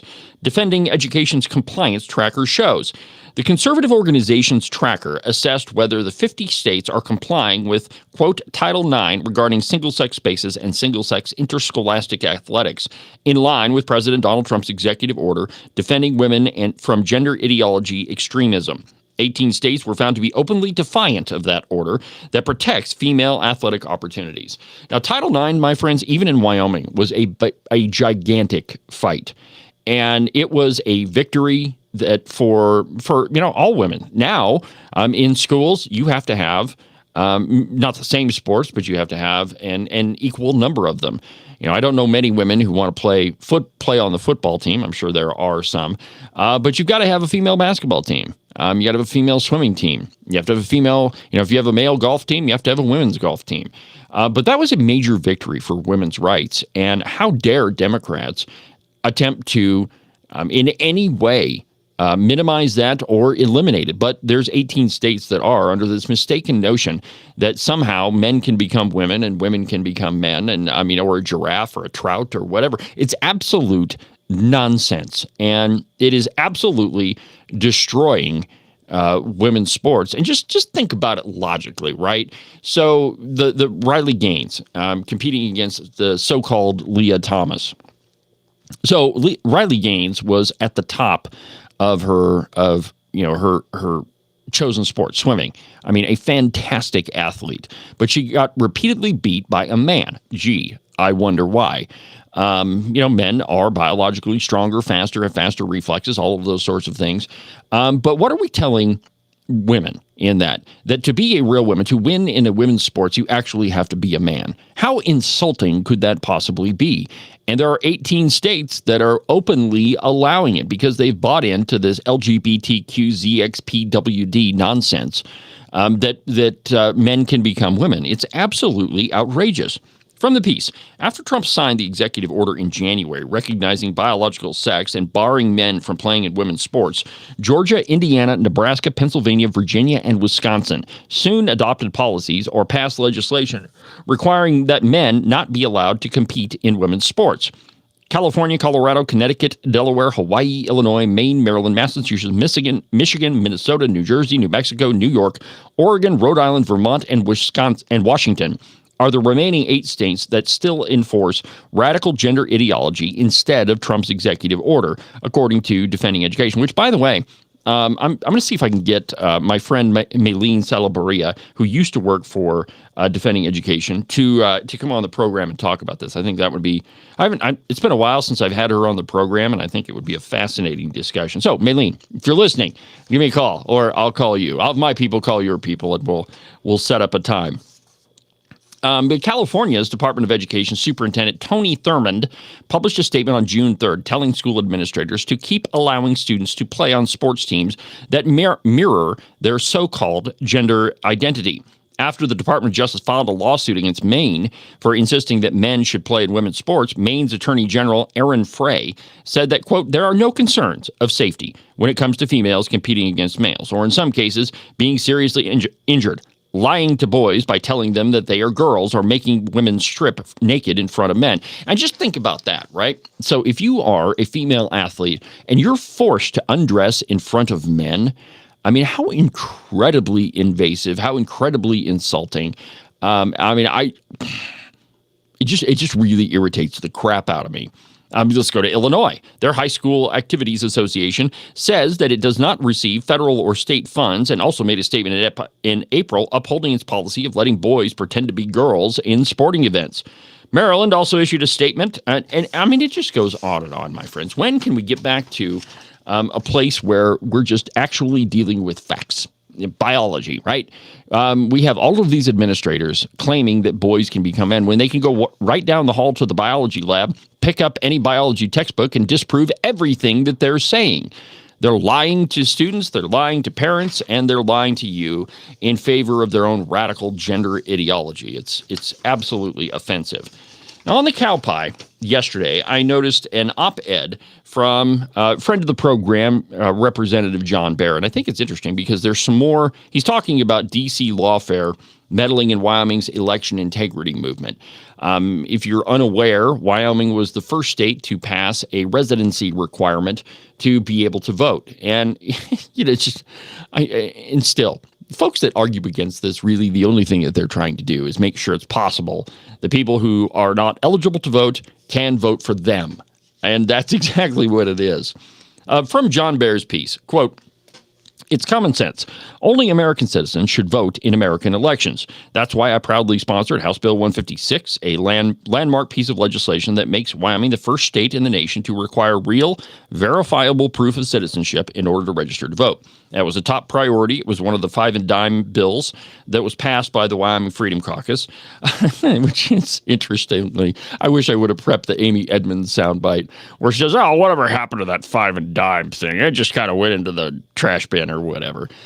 Complete insanity. And, anybody that lets her on a program needs to have their head examined because, if you listen to anything that woman says, it's just clearly off her rocker. She's definitely one of these people that claims to be a conservative, but clearly is not. And I frankly, I question the sanity of anybody that lets her on their program. Although I should back up on that because I would love to have Amy Edmonds on my program. I think that would be a fantastic display in how transparently pseudo-intellectual that her program is. And that's what it is. It's pseudo-intellectualism masquerading as conservatism.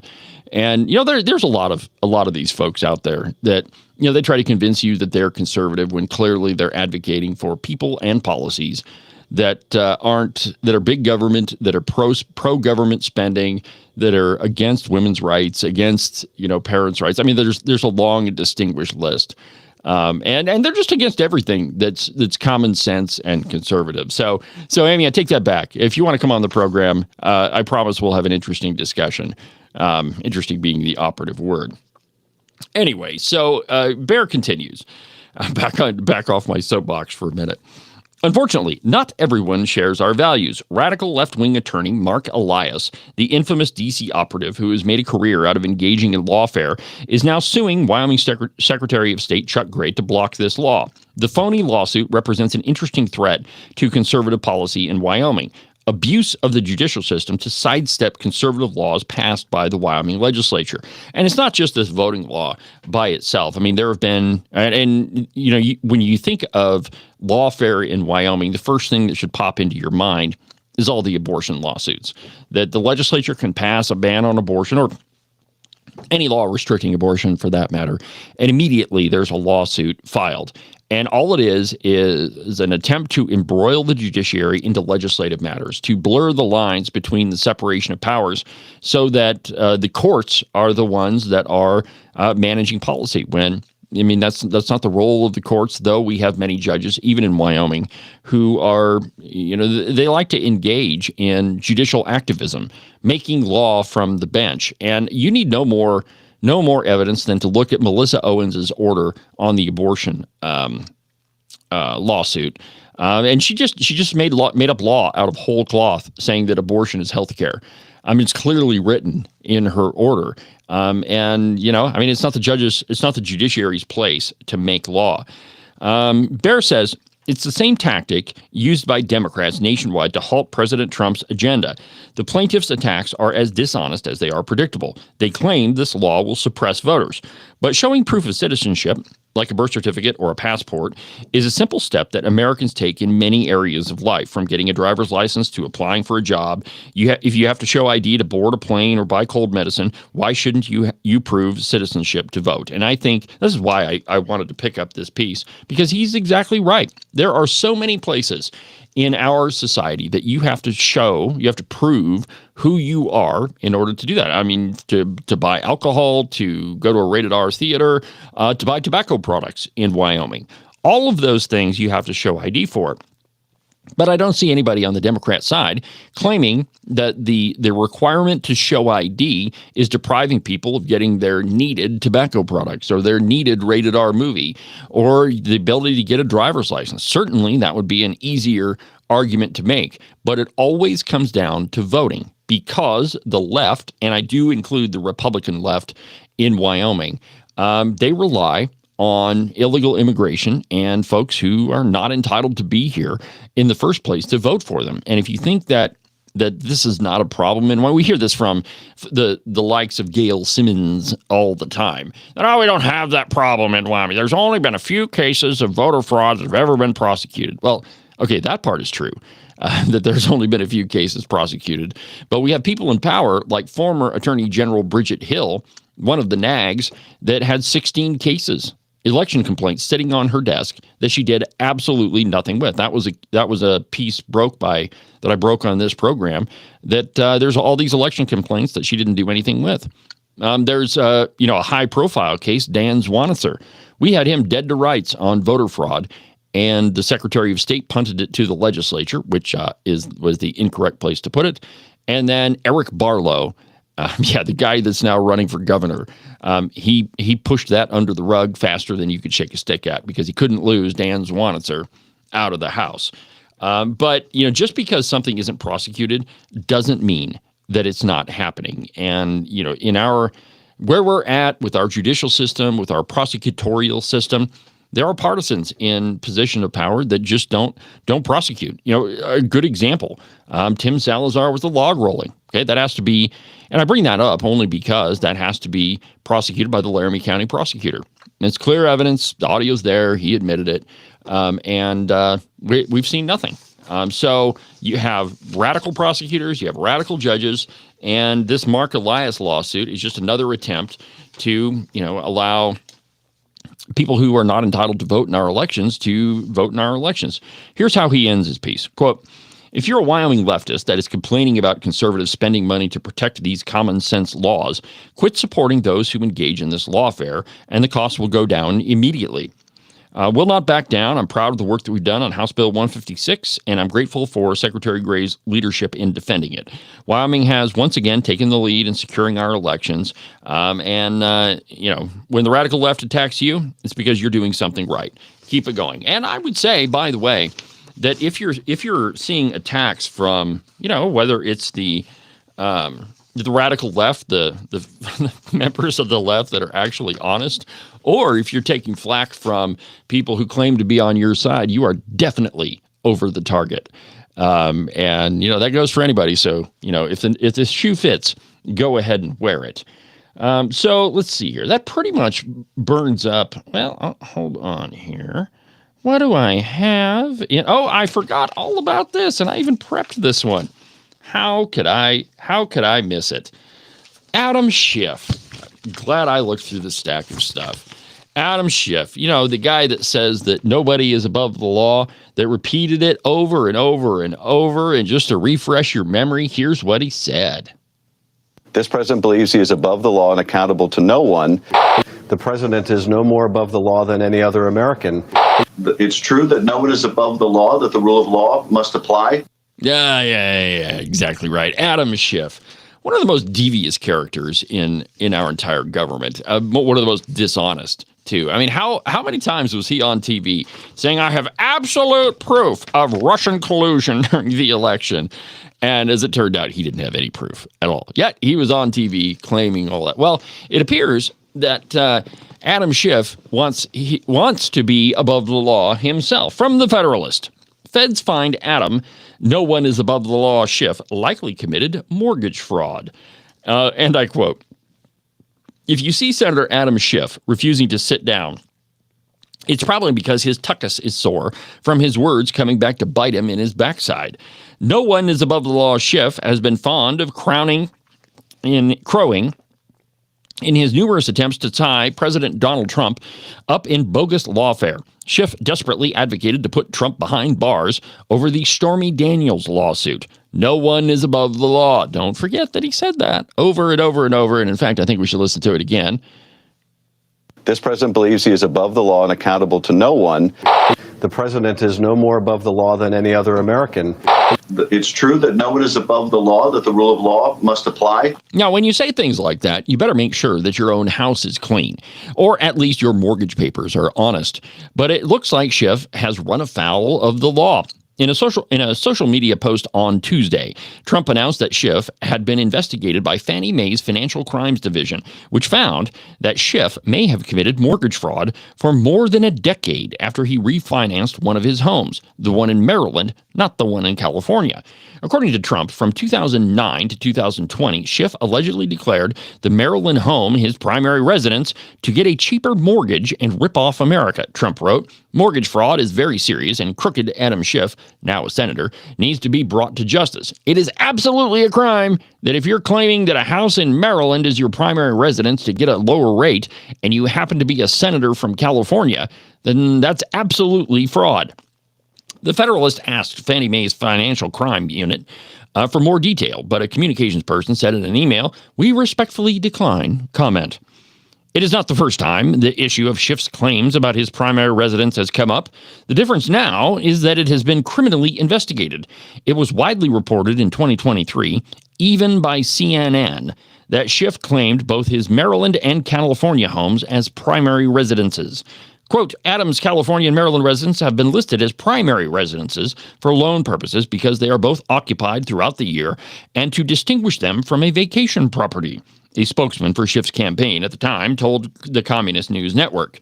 His spokesman also told CNN the properties were both claimed as primary residences for loan purposes, in other words, so that he could bilk people out of money. That's cheating. The Communist News Network piece also noted that Schiff had posted a photo of himself in Maryland on the day of a primary election in 2022 wearing an I voted sticker. His spokeswoman said he voted in California by mail, and what is to stop him from voting in both places? if he fraudulently calls both of his homes a primary residence? Nothing, my friends. Schiff is not known for his honesty. In 2023, the U.S. House censured him for misleading the American public and for conduct unbecoming an elected member of the House. The censure called for an ethics investigation into Schiff's falsehoods, misrepresentations, and abuses of sensitive information. He pushed the bogus Russia collusion hoax, and in 2019, he read into the congressional record an imagined script of a phone call between Trump and Ukrainian President Vladimir Zelensky that made Trump look like a gangster. California voters responded to his lies by giving the then House representative a promotion to U.S. Senator. Adam Schiff needs to be prosecuted to the fullest extent of the law, which kind of means that he needs to be thrown in jail. Not for his lies before Congress, though those are egregious, but because of his violating the law when it concerns his house. And my friends, this is just another example of, the rules apply to thee, but not to me. And I mean, if there's any other, there's no other way to look at this except to say that, Adam Schiff is one of those people that apparently he believes he's above the law. Now, there's another piece that I found yesterday that I didn't get to during the program, but we have about 10 minutes left, so I think I'll go through it. And this should come as absolutely no surprise to you whatsoever. But a UN report is blaming Israel and, wait for it, capitalism for the conflict in Gaza. Now, you heard yesterday during my interview with a friend of the program, Chris Adamo, that all of these disparate groups are allying together against the West and against capitalism. And by these groups, I mean the folks that support Gaza, the pro-Palestinian folks, the so-called democratic socialists, the communists like Zoran Mamdani, the LGBTQ advocates. You notice that a lot of them switched over to, Gays for Palestine or whatever it was called. However absolutely contradictory that is anyway. But they're all allied together because at their core, they're all Marxist. And Marxists have one thing in common. They all hate capitalism. Now, the report from the UN includes no mentions of Hamas's attacks or hostages. It is only that, Israel is bad, capitalism is bad, and we have to destroy both of them. But we can rest easily, folks.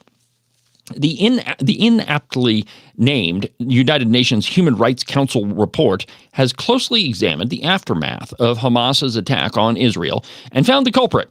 It was settler colonialism and capitalism what done it. In a masterful mismatch of leftist gibberish, the report assumes Israel's culpability and combines anti-Semitism with hostility to open and free markets. The report should make Americans happy that the U.S. has disengaged from this idiotic group and bears no responsibilities for its actions. So forget Hamas. It's all about settler colonialism and racial capitalism. Quote, the role of corporate entities in sustaining the illegal Israeli occupation and its ongoing genocidal campaign in Gaza, it's a war. Gaza declared their independence, or the Palestinian Liberation Organization declared their independence in 1985. Now, while they don't have their own country, Gaza is still part of Israel. They still attacked another sovereign country, and when you lob thousands of missiles over the border at your neighbor, that's usually considered an act of war. And when that happens, you can expect your neighbor to retaliate. And just ask yourself this question. What would we do if Mexico started launching missiles into America? Well, it wouldn't take very long, and Mexico would be ours. The Democrats want open borders. That's one way to do it. But my point is that we would absolutely respond. And that's exactly what Israel did. It's not a genocidal campaign, and I don't know of any other nation that would go to the extent of warning their enemies before they attacked. Last year, I did several pieces on the program showing you how many and different ways Israel warned the so-called Palestinians that an attack was coming. Get out, we're coming. You don't want to be there when it happens. Get out. Text messages, leaflets, emails, you name it. All of the above. So it's not a genocidal campaign, and this is just another reason why we just need to do away with the United Nations. And kick them out of our country, go over to, Switzerland or England or wherever you want to go, but get the heck out of our country. We'll turn the UN building into affordable housing. I'm sure people in Washington, D.C. need apartments. That seems like an easy way to do it. And we need to stop putting up with garbage like this. And it's the people that are on these human rights, committees. People like Iran. Why would you let Iran on a human rights committee? I mean, they're like the chief sponsor of terror. They're the folks that throw people off of buildings and kill people that speak out against the government. Clearly, they're not all that interested in human rights. But anyway, it's just another example of why we need to get rid of the United Nations, kick them out of our country, stop paying for them. If you want to be part of the UN, you can go do it in Switzerland or Prague or wherever you want, but get the heck out of our country. Well, that'll about do it for today's installment of the program. Have a good rest of your week, and we'll talk to you tomorrow during Open Line Friday. It begins at 8 a.m., just like every day. You can call in, be part of the program. We'll have the phone lines open all day, all program long, so you don't want to miss it. But for now, from the base of the Bighorns, at the Cowboy State Politics Studio, I'm David Iverson, and this is Cowboy State Politics. We'll see you tomorrow, my friends.